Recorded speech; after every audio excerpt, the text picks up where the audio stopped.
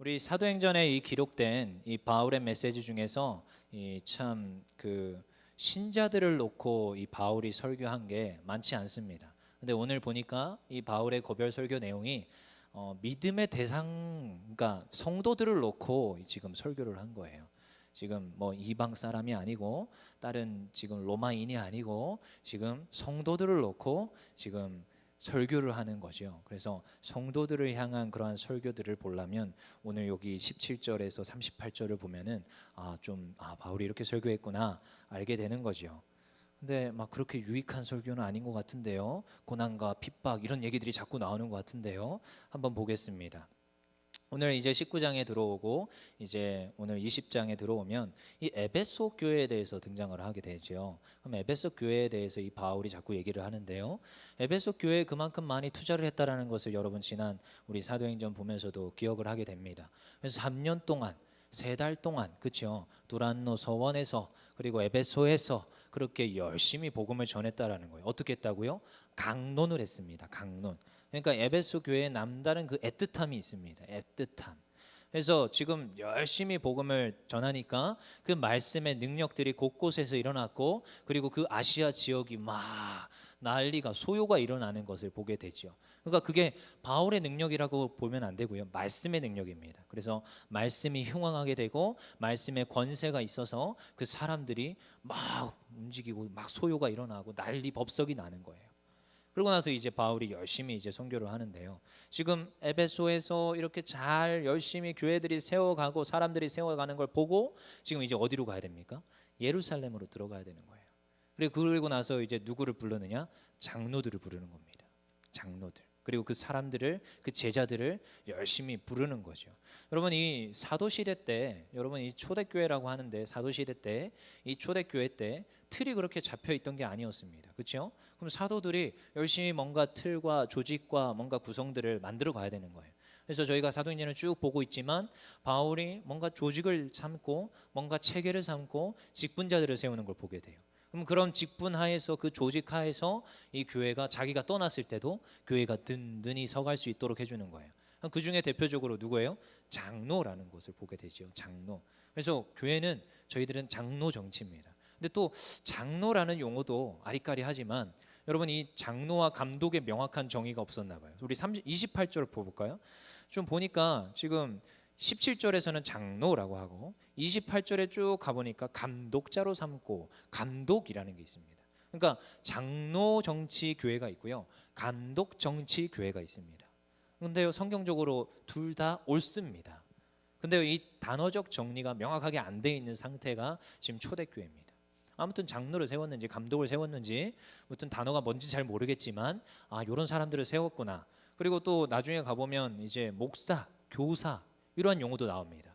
초대교회 때 등장하는 이 지금 직분자들 그런 모습들이죠. 우리가 대표적으로 아는 게 또 사도가 있고 집사가 있고 뭐 여러 가지가 있겠지만 직분자로 세우는 게 이제 이렇게 되다라는 거예요. 그러면요 이들은 다 무엇이냐? 교회에서 가르치는 역할을 감당했습니다. 여러분 우리 담임 목사님 하니까 그냥 담임 목사님 같죠? 담임 목사님 뭐라고요? 가르치는 장로입니다. 정확하게는.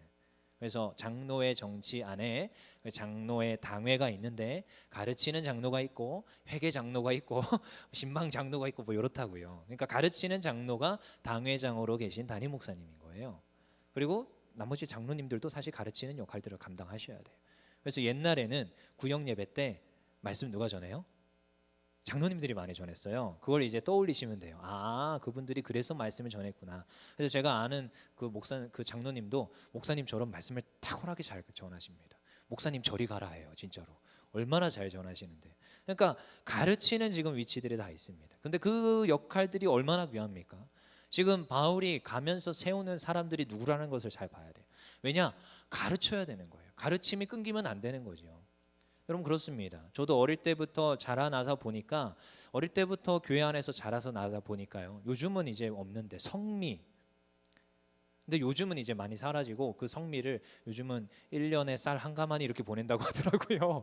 그러니까 옛날에 저는 그걸 보고 배웠어요. 그냥 이렇게 하나 풀면 숟가락으로 또 하나 이렇게 담고 하는 걸 옆에서 봤는데 그게 또 다른 집사님이 오면 여성교회로 들어오면 막 가르쳐요. 이렇게 하는 거야 하면서 이제 가르쳐요. 뭐 11조 생활부터 헌금 생활과 성미 생활, 교회 생활 이런 것들을 하나 두 개씩 가르칩니다. 왜냐? 그 전통들이 또 끊어지거든요. 그러니까 가르치는 사람이 필요한 거예요. 바울이 열심히 가르쳐 놨는데 지금 이 가르치는 게 끊기면 어떻게 되겠어요? 복음이라는 것을 깊이 깨달아서 잘 전달되면 좋겠지요. 그렇지만 누군가는 가르쳐야 그것이 전달이 되고 다음 세대들이 세워질 거 아닙니까? 그래서 가르치는 장로와 교사들과 감독들과 이 목사 너무나도 잘 세우는 것들을 우리는 이 바울의 사역을 통해서 보게 됩니다. 그리고 이 바울이 마지막으로 떠나면서 가르치는 게 오늘 고별 설교예요. 지금 거기에 보시면은 에베소 장로들에게 고별 설교를 하다 이런 소제목이 있지요.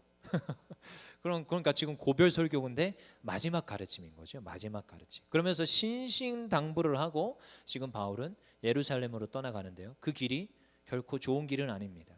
죽음의 길인 것을 그는 알았어요. 본능적으로. 아니요, 가르쳐 줬어요. 누가 가르쳐 줬을까요?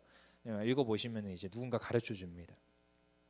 저도요, 참 이런 걸 볼 때마다 이 바울이 끝끝내까지 정말로 에베소를 사랑했고 끝끝내까지 사역을 잘 감당했구나. 이걸 볼 때마다 저도 이제 배우게 되죠. 어릴 때부터 늘 배웠던 게 저도요, 항상 잔소리처럼 들었는데요. 그러면은 어떻게 해라? 시작은 할 수 있다. 그렇지만 시작은 미약할 수 있다. 난잡할 수 있다. 왜? 너가 처음 하는 거니까. 그래서 저한테 가르쳐 주시는 거예요, 어른들이. 근데 마무리를 잘해야 된다, 항상. 처음 하는 거니까 부족하잖아요. 일 배우러 들어갔는데 누가 잘합니까? 밑바닥부터 배워야죠. 여러분 전도사라고 다를 것 같지요? 전도사도요, 들어가면 천방직축입니다. 얼마나 모르는데요, 교회 들어가면. 저도 그랬어요. 근데 마무리를 잘해야 된다. 몇 년 동안 잘 훈련받고 잘 성장했는데 그 마무리가 좋지 못하면 안 된다. 그래서 어떻게 해라? 시작이 미약할지라도 그 마무리를 잘해라. 그래서 제가 옛날부터 보면 어떤 사람들이 교회에 왔다가 가는 것들을 많이 봤습니다. 근데요, 들어와서는 뭐 별로 티 안 나요. 조금씩 이렇게 확장해 가시니까. 근데 마무리가 안 좋으신 분들이 많았습니다. 저는 봤어요. 많이 봤어요. 사역자도 많이 봤겠죠. 성도님들도 많이 봤겠죠. 근데 마무리가 안 좋으면요, 정말 안 좋더라고요. 여러분 오늘 바울의 이 지금 모습이 어떠합니까? 마무리가 너무 좋습니다. 고별 설교인데요, 이 지금 이 말을 읽어보면 가슴이 절절합니다. 얼마나 에베소 교회를 사랑하는지 그냥 글에서 느껴져요. 그러면서 박수 받으면서 나가게 되는 거예요. 물론 나가지 말라고 울면서 뜯어 말리지만 그 얼마나 절절하게 그 마지막을 마무리하게 됩니까? 여러분 그렇습니다. 제가 그렇게 배웠어요. 어떻게 하라? 마지막까지 애써서 마무리를 잘해라. 마무리를 잘해라. 바울이 그러했다라는 것입니다. 예루살렘으로 가는데 지금 구제 헌금을 모아서 가야 돼요. 근데 그 가운데 이제 설교를 해야 되는데 자기가 그것을 깨달았습니다. 아, 이 마지막 이 예루살렘이 정말로 지금 이게 심상치가 않구나. 우리 22절 읽어보겠습니다. 22절 시작. 보라, 이제 나는 성령에 매여 예루살렘으로 가는데 거기서 무슨 일을 당할는지 알지 못하노라. 지금 성령께 내가 매여 있는데 성령님이 알려주시는 거예요. 예루살렘에 가는데 내가 뭔 일을 당할 것 같은 거죠. 뭔 일을. 지금 무슨 일을 당해야 될지 내가 알지 못하지만 뭔 일을 당할 것 같은 거예요. 그렇지만 어떻게 가야 돼요? 반드시 가야 되는 거예요. 가면은 어떻게 될 줄 뻔한데, 그게 결과가 어떻게 될지 뻔한데 성령에 매여 있기 때문에 must have, 반드시 가야 되는 거죠. 그곳에 가서 복음 사역을 해야 되는 거예요. 지금 내가 들어가면 당장 잡혀서 죽을 걸 알지만 must, 성령에 매여서 어디로 간다고요? 예루살렘으로 가는 거예요. 그 길이 사지일지라도. 왜? 그게 사명이니까. 마음이 너무나도 힘들지만 그럼에도 그 고난의 쓴자를 받아야 되는 것이고 사명을 감당해야 되는 거예요. 그래서 23절 읽어보겠습니다. 시작. 오직 성령이 각 성에서 내게 증언하여 결박과 환난이 나를 기다린다 하시나. 성령님이 알려줍니다. 뭐만 있다고요? 그곳에 가면 결박과 환난이 기다린답니다. 근데 그 길로 가야 되는 거예요. 여러분 이 지금 바울의 그 심정이 느껴지십니까? 내가 지금 must have, 반드시 가야 되는데 거기는 지금 결박과 환난이 있다. 여러분 어떤 성도님들이 그 길이 환난과 결박이 있는 걸 뻔히 아는데 그 길을 그냥 쉽게 걸어갈 수 있겠습니까? 근데 오늘 보니까 바울이 어떻게 했다고요? 성령에 매였다고요. 성령에. 여러분 성령에 매이는 게 중요합니다. 성령으로 충만하세요 하잖아요. 여러분 그렇다고 성령님이 안에 들어왔다가 나갔다가 이렇게 하는 게 아니에요. 그래서 제가 어떤 친구한테 물어봤어요. 그래, 성령의 충만함이 뭐냐? 그러니까 성령이 내가 어쩔 때 하나님 앞에 말씀과 기도로 충만하면 이렇게 물을 먹듯이 물 잔에다가 충만하게 찰랑찰랑 거리듯이 성령이 충만하대요. 아니요. 내가 어느 날 이제 예배당을 떠났더니 이 물 잔에 있었던 성령의 충만함이 줄어든다는 거예요. 줄어든다는 거. 예배당에 들어오면 충만하게 채워진다는 거죠. 성령님이 막 오고 가고 하시는 분입니까? 아닙니다. 성령님 내 안에 계시는데 내가 성령님과 하나됨, 성령으로 충만한 상태, 내가 성령님을 너무너무 사랑하는 그 상태. 근데 그 방법이 없습니다. 왕도가 없습니다. 무엇입니까? 말씀과 기도. 말씀과 기도. 말씀을 보면요, 얼마나 성령에 충만한지 아십니까? 내가 하나님 앞에 기도하면요, 얼마나 성령에 충만한지 아십니까? 바울이 그러했습니다. 성령에 매어 있었어요. 성령에 매어 있었어요. 성령이 가라 하시니까 그 길이 결박과 환난이 있어도 갔습니다. 그리고 나서 이제 가겠다 이렇게 하니까 주변에 있는 사람들이 뭐라고 합니까? 한사코 말립니다. 바울을 지금 보내시는 분은 성령님인데 주변의 형제들이 또 다시 와서 말리는데 그 형제들도 사실은 각 성에서 나에게 성령님이 말씀해 줬는데 각 성에 있었던 형제들이 지금 바울에게 말해 준 거예요. 앞에 뭐가 있다? 결박과 환난이 있다. 그러면서 지금 뭐 하는 거예요? 뜯어 말리는 거예요. 뜯어 말리는 거예요. 그러면서 와서 지금 바울 가지마. 그 길은 뭐만 있다? 결박과 환난만 있다. 자, 저는 여기서 항상 충돌이 일어납니다. 바울은 가라고 했는데 성령님이, 근데요 형제들한테는 성령님이 야 거기엔 결박과 환난이 있어라고 얘기하는 건 도대체 무슨 말일까요? 근데 여기서 주의해야 될 것은 형제들에게 성령님이 말씀해 주셨어요. 그래 거기는 결박과 환난이 있어. 그건 말씀해 주신 거지 가지 말라고 뜯어 말리라고 한 건 아닙니다. 알려주신 거예요. 때로는 주변에 있는 형제 자매들에게 주시는 그런 감화 감동과 성령님의 말하심이 있습니다. 그러면 그것으로 나에게 들려올 때가 있어요. 근데요 그 형제들은요 인간의 감정과 정에 이끌려서 나에게 또한 뭔가 보탬을 해서 말해줄 때가 있어요. 왜냐? 나를 사랑하니까, 나를 아끼니까, 그치요? 근데 그 길을 가야 되는 건 누구예요? 사도 바울인데 사도 바울 어떻게 하는 거예요? 뜯어 말리는 거예요. 뜯어 말리는 거예요. 이런 것들을 우리가 좀 구분해서 여기에 이런 내용이 있구나 그것을 봐야 되는 거죠. 그래서 우리가 요거는 뭐 아는 방법이 없고 요거는 바울에게 좀 특이한 케이스고 우리의 삶 가운데서 특이하게 일어날 수 있는데 그것을 우리가 뭐 함부로 해석을 하면 안 됩니다. 어떻게 해야 돼요? 결국은 답은 하나입니다. 성령에 민감해야 되는데 요것도 뭐 방법은 없어요. 어떻게 하라고요? 말씀과 기도로 성령으로 충만하여서 성령님께 민감한 겁니다. 민감하셔야 됩니다. 어쩔 수가 없습니다. 여러분 뭐 계속 우리가 사도행전 20장까지 봤어요. 정말 지겹게 봤지요. 근데요 이건 답이 없습니다. 뭐냐? 성령 하나님의 인도하심 따라서 살아가야 되는 것이고 바울도요 그렇게 살아갔어요. 저도요 굉장히 논리를 좋아하고요 체계를 좋아하고요 저도 굉장히 이성적인 사람이에요. 근데요 굉장히 사역할 때 좀 뜬금없을 때가 있습니다.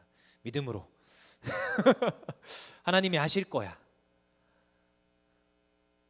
그건 어떻게 하는 거냐?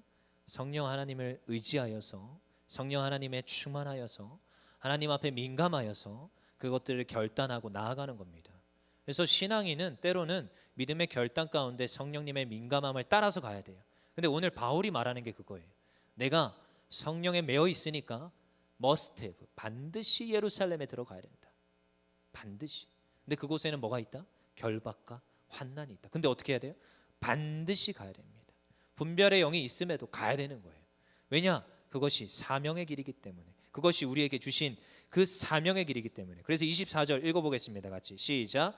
내가 달려갈 길과 주 예수께 받은 사명 곧 하나님의 은혜의 복음을 증언하는 일을 마치려 하면은 나의 생명조차 조금도 귀한 것으로 여기지 아니하노라. 이게 여기서 나오는 말씀입니다. 어떻게 하라고요? 그 생명의 말씀, 그 복음을 전하는 것에 나의 생명을 조금도 귀한 것으로 여기지 않고 그 사명을 감당하며 달려나가겠다라는 겁니다. 바울은 알았어요. 근데요 여러분 사도행전 20장을 쓸 때 이미 로마서를 다 기록했습니다. 예루살렘 떠나기 전에 로마서를 다 기록하고 가는 거예요. 로마서 말씀에서도 이 심정들이 나옵니다. 지금 이 얼마나 지금 바울이 어려워하는 그 심정들이 나와요. 그게 죽음의 길인 걸 알 때 여러분 그게 쉽지가 않습니다. 당당하게 간다고요? 터벅터벅 간다고요? 어떤 사람이 그게 죽음의 길인 걸 아는데 터벅터벅 갈 수 있어요? 로마서 한번 15장 22절 읽어보겠습니다. 같이 시작. 그러므로 또한 내가 너희에게 가려 하던 것이 여러 번 막혔더니, 지금 예루살렘으로 가기로 하는데요, 여러 번 막혔었어요. 그리고 로마서 15장 26절에 27절 읽어보겠습니다. 시작. 이는 마게도냐와 아가야 사람들이 예루살렘 성도 중 가난한 자들을 위하여 기쁘게 얼마를 연보하였음이라. 저희가 기뻐서 하였거니와 또한 저희는 그들에게 빚진 자니 만일 이방인들이 그들의 영적인 것을 나눠 가졌으면 육적인 것으로 그들을 섬기는 것이 마땅하다. 그리고 연보하는 것은 당연하다. 그래서 내가 연보를 지금 싸 가지고 어디로 가겠다는 거예요? 예루살렘에 가겠다라는 거예요. 그러니까 지금 이 사도행전 20장 말씀을 하고 있는 거예요. 그리고 로마서 15장 28절 읽어보겠습니다. 시작. 그러므로 내가 이 일을 마치고 이 열매를 그들에게 확증한 후에 너희에게 들렀다가 서바나로 가리라. 어떻게 한다고요? 예루살렘에 갔다가 지금 서바나로 간다는 건데요, 그 뒤에 이제 그 심정이 나옵니다. 30절 32절 형제들아, 내가 우리 주 예수 그리스도와 성령의 사랑으로 말미암아 너희를 권하노니 너희 기도에 나와 힘을 같이하여 나를 위하여 하나님께 빌어 나로 유대에서 순종하지 아니하는 자들로부터 건짐을 받게 하고 또 예루살렘에 대하여 내가 섬기는 일을 성도들이 받을 만하게 하고 나로 하나님의 뜻을 따라 기쁨으로 너희에게 나와 너희와 함께 편히 쉬게 하라. 지금 뭐 하느냐? 중보기도를 해달라는 거예요.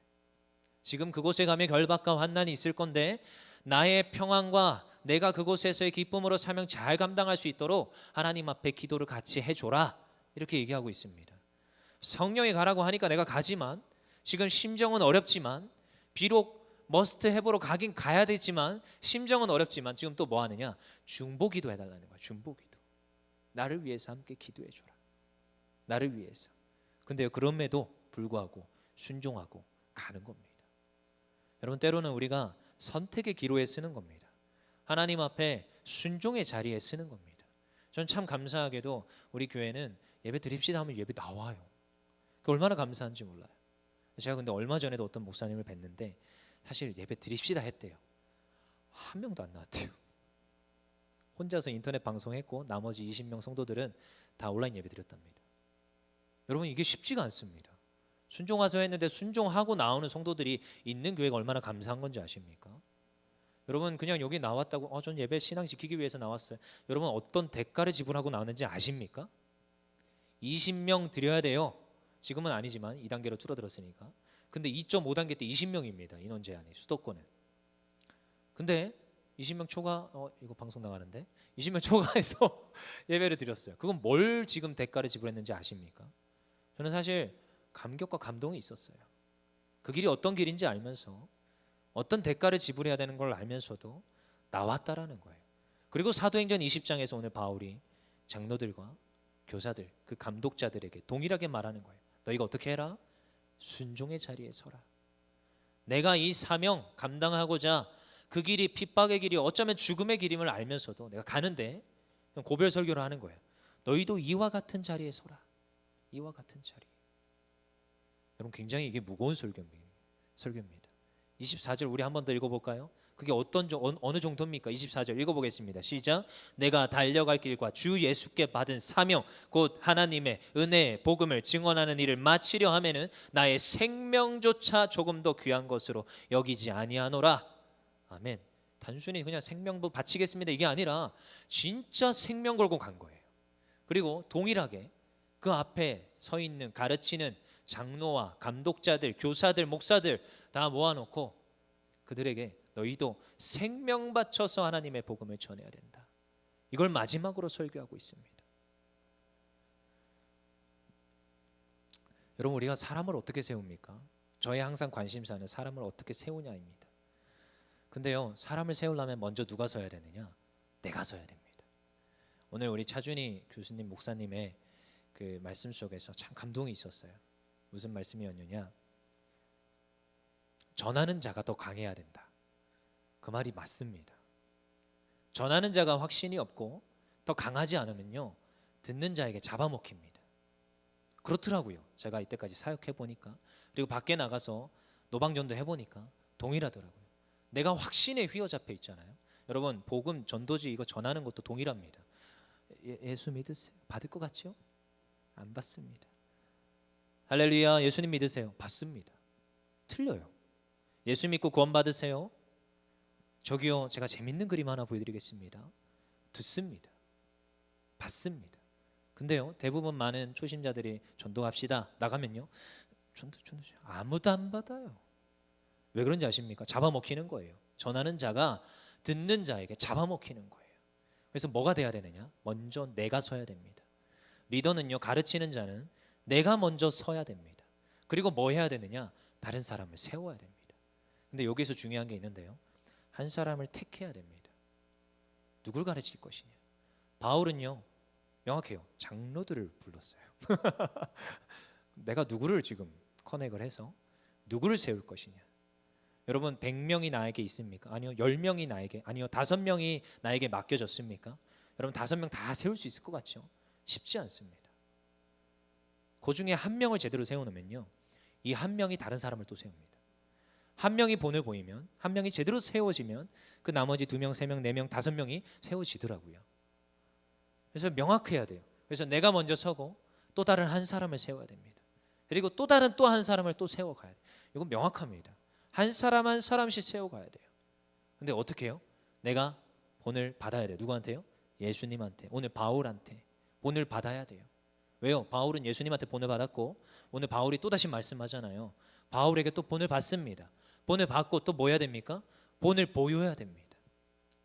바울이 동일하게 얘기합니다. 우리 35절 읽겠습니다. 35절 시작. 범사에 여러분에게 모범을 보여준 바와 같이 어떻게 했다고요? 내가 여러분들에게 모범을 보였습니다. 여러분, 바울은 모범을 보였습니다. 여러분, 모범이 뭔지 아십니까? 먼저 모범을 보여주는 거예요. 내가 먼저 해 보여주는 거예요.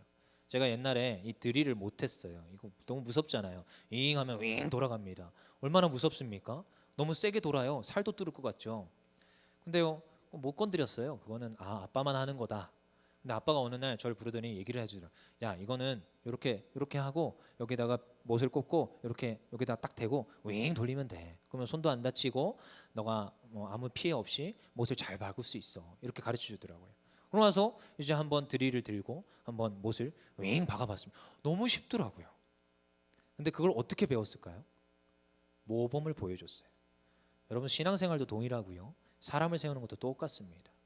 내가 먼저 세워줘. 여기서 정답은요, 내가 먼저 세워지고 그 다음 사람을 세워주는데요, 내가 먼저 본을 보이고 그 다른 사람을 세우는 겁니다. 말하기 전에 내가 먼저 해야 돼요. 내가, 이런 말 자주 하시죠? 내가 예배 안 나오는데 어떻게 예배 나오게 할 거야? 이런 소리 하시죠? 그게 무슨 말인지 아셔야 돼요. 오늘 바울이 그렇습니다. 범사에 여러분에게 모범을 보여준 바와 같이 여러분에게 모범을 보여줬으니 너희도 어떻게 해라? 본을 받고 본을 보이라. 예수님의 제자를 세운 그 방법과 똑같이, 바울이 제자를 세운 방법과 똑같이 너희도 똑같이 나아가서 본을 보여서 제자를 세워라. 여러분, 예수님이 그렇게 훈련하셨고 그렇게 사람을 세웠습니다. 12 제자를 부르셨어요. 그들을 진짜 그들과 함께 자고 먹고 하면서 가르쳤어요. 바울도 동일했습니다. 그가 너무나도 사랑한 디모데, 그가 너무나도 끌고 다녔던 수많은 동역자들, 그 한 명 한 명들에게 본을 보여줬고 그들에게 가르쳐 행하게 했어요. 그리고 그들이 나아가서 동일하게 합니다. 그 사도의 뒤를 이어서 뭐라고 하는지 아십니까? 속사도라고 합니다. 뼛속까지 닮은 속사도. 그리고 그 속사도들이 나아가서 또 제자를 세웁니다. 이게 피라미드예요. 한 명이 2명 세우면 2명이 나아가서 몇 명 세웁니까? 4명. 4명이 세우면 배수로 증가하죠. 그들의 그 복음의 전달로 어디로 왔습니까? 나에게 온 거예요. 그럼 우리도 어떻게 해야 됩니까? 우리도 먼저 본을 보여야 됩니다. 근데 그 전에 바울이 했던 것처럼 무엇을 해야 됩니까? 성령에 매여 있으셔야 됩니다. 왕도가 없습니다. 매일같이 기도하셔야 되고 매일같이 말씀 보셔야 됩니다. 그냥 내가 믿습니다 이런다고 믿음이 자라나는 게 아니에요. 담임 목사님 자주 얘기하시죠. 가르치는 장로님이 자주 얘기하시는데 펼쳐놓고 믿어라. 펼치고 읽어야 돼요. 읽지 않는데 어떻게 내 믿음이 강성해집니까? 그리고 기도하셔야 됩니다. 기도는요, 절대 시간입니다. 이거는 밥 먹을 때 기도했는데 하루 총괄 해보니까 10분 기도했어. 그래서 일주일날 1시간 기도했어. 이게 아니라 하루의 시간을 정해 놓으시고 내가 1시간 기도하겠다. 그래도요, 1시간 중에 20분 간신히 기도하는 겁니다. 한 40분은 졸아요. 저도 그래요. 절대 시간입니다. 기도하지 않으면 안 돼요. 그래서 말씀과 기도로 뭐 하자? 성령으로 충만합시다. 우리 한번 따라 보겠습니다. 말씀과 기도로 성령으로 충만하자.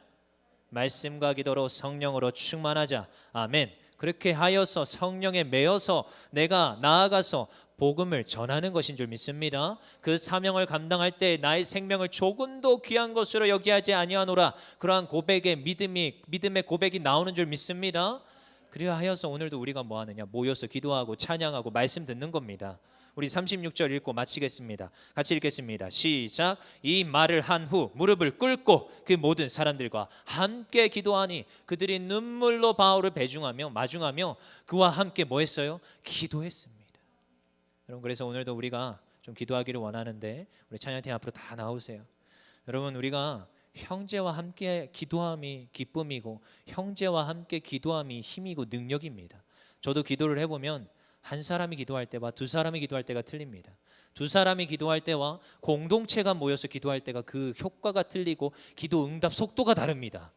제가 사이비 같다고요? 아니요. 경험에서 우러나오는 말들이고 아마 여기 있으신 권사님, 집사님들 다 경험해 보셨을 거예요. 그래서 우리가 같이 기도하는 것이고 같이 찬양하는 것이고 함께 우리가 예배하는 줄 믿습니다. 우리 시간 다 같이 찬양하며 나아갑시다. 우리가 함께 기도할 때 이 시간 성령의 단비가 내리며 하나님 더하시는 은혜가 넘침을 믿습니다.